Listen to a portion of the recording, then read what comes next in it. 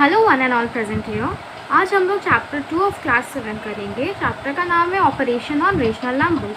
Operation तो आप लोगों ने पहले ही सुना होगा। 4 बेसिक ऑपरेशंस होते हैं, addition, subtraction, multiplication and division. इन सब के बारे में हम लोग तो पहले से जानते हैं, लेकिन सबसे पहले हम लोग यहाँ पे एडिशन के बारे में सीखेंगे for rational numbers. And for adding two rational numbers, we should take the LCM of denominators and then add. आपको जब दो रेशनल नंबर को ऐड करना है, आपको सिंपली डेनोमिनेटर्स अगर डिफरेंट है तो आपको LCM लेना होगा। जैसे कि एग्जांपल देख लो, यहाँ पे आपको दिया हुआ है 2/3 एंड 5/2।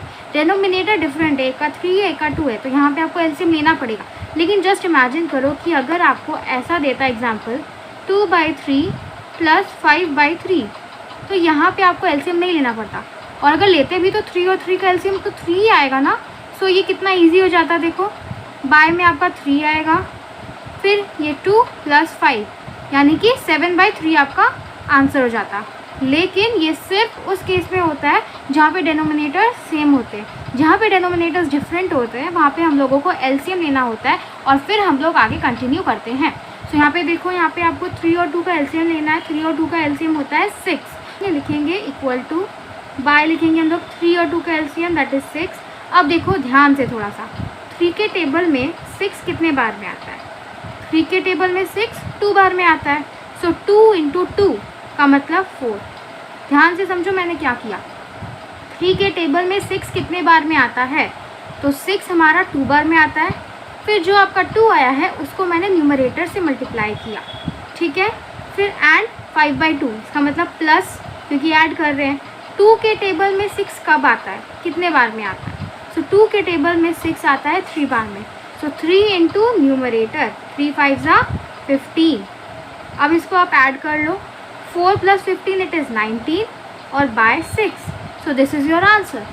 देखो, रेशनल नंबर्स को ऐड करना है तो एडिशन के कुछ प्रॉपर्टीज़ होते हैं। एक एक करके हम लोग प्रॉपर्टीज़ के बारे में जानेंगे। फर्स्ट प्रॉपर्टी है आपका कॉम्यूटेटिव लॉ ऑफ एडिशन या फिर कॉम्यूटेटिव प्रॉपर्टी, जो कि कहता है the sum remains the same even if we change the order of addends. Addends मतलब जो नंबर्स जिसको आप ऐड कर रहे हो।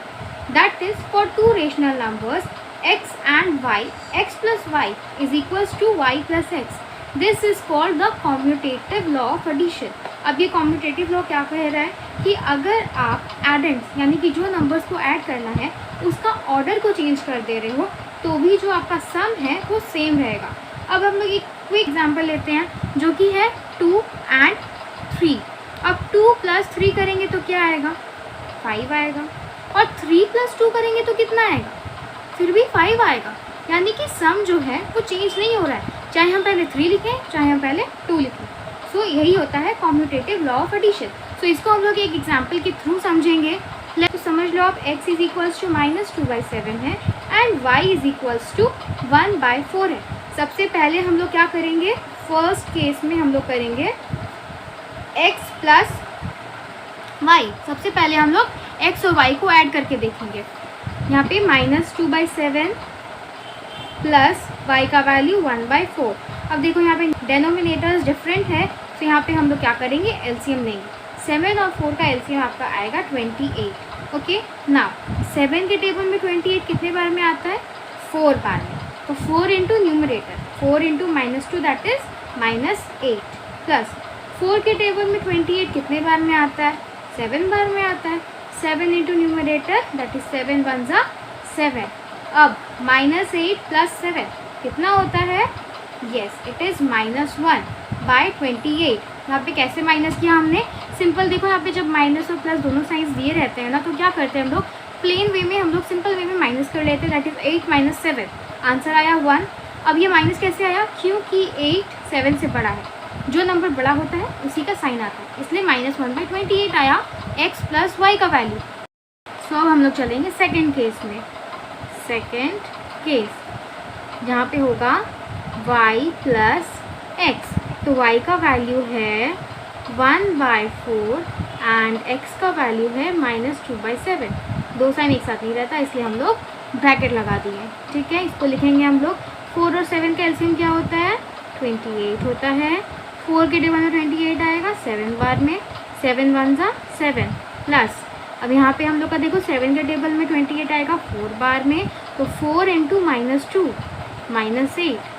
सो अब -8 लिखेंगे, 2 साइन है इसलिए हम लोग ब्रैकेट यूज़ करेंगे, ठीक है, इक्वल्स टू अब 7 प्लस -8, तो 7 प्लस -8/28। अब 7 - 8 करेंगे तो क्या आएगा, -1/28। अब देखो हमारा फर्स्ट केस में भी -1/28 आया था, सेकेंड केस में भी -1/28 आया है, इसलिए इससे प्रूव हो जाता है कि x + y = y + x। That is commutative जो प्रॉपर्टी है, या फिर आप लोग उसको लॉ भी बोल सकते हो, वो हमारा प्रूव हो गया। सो आई होप ये आपको समझ में आ गया। अब हम लोग चलेंगे नेक्स्ट प्रॉपर्टी की तरफ। सेकेंड प्रॉपर्टी है हमारा associative law of addition, which says sum of 3 rational numbers remains same even after changing the grouping of the addends. That is, if x, y and z are 3 rational numbers, then x plus y plus z is equals to x plus y plus z. This is called the associative law of addition. यहाँ पे कह रहा है कि अगर आपको 3 rational numbers दिए हों और उसका आप डिफरेंट ग्रुपिंग्स में आंसर निकालते हो, सम करते हो, तो आपका जो सम है वो अनचेंज्ड रहेगा। यहाँ पे हम लोग एक एग्जांपल लेके समझेंगे। So our example is 1/2 + 2/3 + 5/4। यहाँ पे हमारा है x = 1/2, y = 2/3 एंड z = 5/4। अब हम लोग क्या करेंगे, पहला केस करेंगे। फर्स्ट केस में क्या होगा, x + y को एक ग्रुप में प्लस z एक अलग ग्रुप में, ठीक है। तो अब हम लोग इसको सॉल्व करना स्टार्ट करेंगे सिंपली वैल्यू बिठा के। तो x का वैल्यू 1/2 प्लस y का वैल्यू 2/3 प्लस, अब इसको ब्रैकेट में रखना क्योंकि ये एक ग्रुप है, और z का वैल्यू डिफरेंट वे में। हम लोग चाहते तो तीनों को एक साथ ऐड कर सकते थे 3 नंबर्स का एलसीएम लेके, लेकिन हम लोग यहाँ पे ग्रुप्स बनाए हैं तो हम लोग ग्रुप्स में ही करेंगे, ठीक है। तो 2 और 3 का एलसीएम क्या होता है, 6 होता है। अब 2 के टेबल में 6 कितने बार में आएगा, 3। 3 × 1 = 3 प्लस 3 के टेबल में 6 आएगा 2 बार में, 2 × 2 = 4 प्लस 5/4। नाउ 3 + 4 = 7/6 प्लस हम लोग करेंगे 5/4, ठीक है। अब हम लोग क्या करेंगे, यहाँ पे एलसीएम लेंगे 6 और 4 का 12। सो 6 के टेबल में 12 2 बार में आता है, 2 × 7 14 प्लस 4 के टेबल में 12 आता है 3 बार में, 3 × 5 = 15। अब ऐड कर लो, आप 14 + 15 करोगे कितना आएगा, 4 + 5 9, 1 + 1 2, 29/12 आया है आपका फर्स्ट केस में। हम लोग सेकेंड केस करेंगे। अब सेकेंड केस में x + y + z का हम लोग एक ग्रुप बना देंगे। अब x का वैल्यू 1/2 प्लस y का वैल्यू है हमारा 2/3 प्लस z का वैल्यू है हमारा 5/4, ठीक है। तो हम लोग इसको ऐसे ही ग्रुप्स में रखेंगे ना। 1/2 प्लस 3 और 4 का एलसीएम होता है 12। 3 के टेबल में 12 आएगा 4 बार में, 4 × 2 = 8 प्लस 4 के टेबल में 12 कितने बार में आता है, 3 बार में आता है, 3 × 5 = 15। सो 1/2 प्लस 8 + 15 कितना होता है, 23/12। Now we will take LCM of 2 and 12, जिसका एलसीएम 12 आएगा। आप लेके देख सकते हो। सो 2 के टेबल में 12 आता है 6 बार में, तो 6 × 1 = 6 प्लस 12 के टेबल में 12 1 बार में आता है, 1 × 23 = 23। So now 6 + 23 is 29/12. Just match the answers of first and second case. 29/12 दोनों ही केसेस में सेम है। Therefore we can say x + y + z is equals to x + y + z, which means associative law or associative property is proved. I hope it is clear. Third property. When 0 is added to any rational number, the sum is the rational number itself. That is, if x is a rational number, then 0 + x equals to x + 0 is equals to x. Zero is called the identity element of addition. तो यहाँ पे हम लोग देख रहे हैं कि हम लोग को आइडेंटिटी एलिमेंट के बारे में बताया गया, वो भी एडिशन का। यानी कि यहाँ पे कह रहा है कि एक ऐसा नंबर, आइडेंटिटी एलिमेंट का क्या मतलब होता है ना, कि एक ऐसा नंबर, एक ऐसा एलिमेंट जिसको अगर आप ऐड करोगे किसी भी रेशनल नंबर में तो आंसर जो है वो इटसेल्फ हो जाए।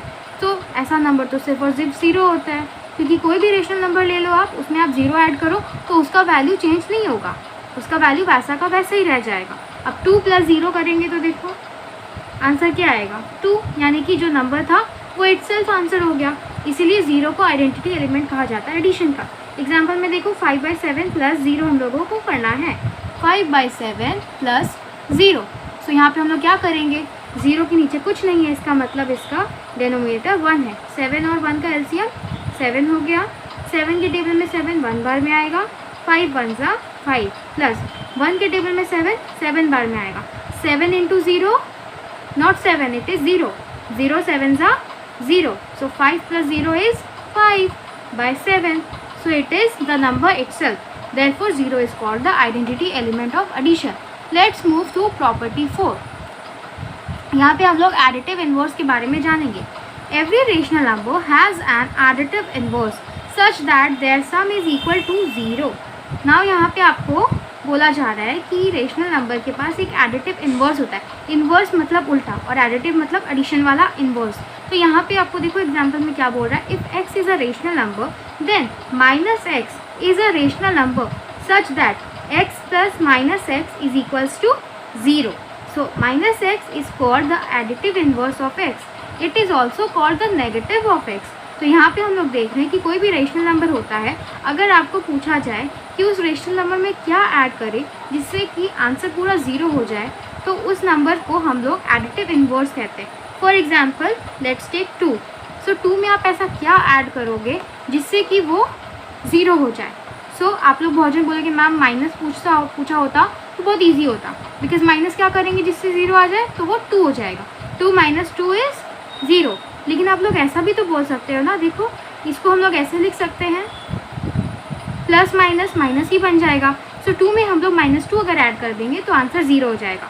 वही यहाँ पे कहा जा रहा है कि कोई भी नंबर रहेगा रेशनल नंबर, तो उसका जो नेगेटिव होता है वही उसका एडिटिव इन्वर्स होता है, और उस नंबर को नेगेटिव ऑफ x या फिर नेगेटिव ऑफ दैट नंबर भी कहा जाता है। 7/3 and -7/3, let's add them. 7/3 plus, क्योंकि 2 साइन है इसलिए यहाँ पे हम लोग ब्रैकेट यूज़ कर रहे हैं। यहाँ पे 3 और 3 का एलसीएम तो 3 ही होगा। सो यहाँ पे 7 प्लस -7, अब इसको हम लोग ऐसा लिख सकते हैं 7 ± -7/3। 7 - 7 इज़ 0/3 एंड 0/anything कुछ भी हो तो उसका आंसर 0 ही होता है। ये चीज़ आप लोग याद रखना। तो इसका आंसर भी हो गया हमारा 0। So these were all the properties related to addition which I have talked about. And next day हम लोग worksheet 1 start करेंगे, कुछ questions solve करेंगे addition से related. And please don't forget to subscribe to my channel, because अगर आप subscribe नहीं करोगे तो मेरे channel का नया videos का notification आपको कैसे मिलेगा। So meet you soon. Bye bye.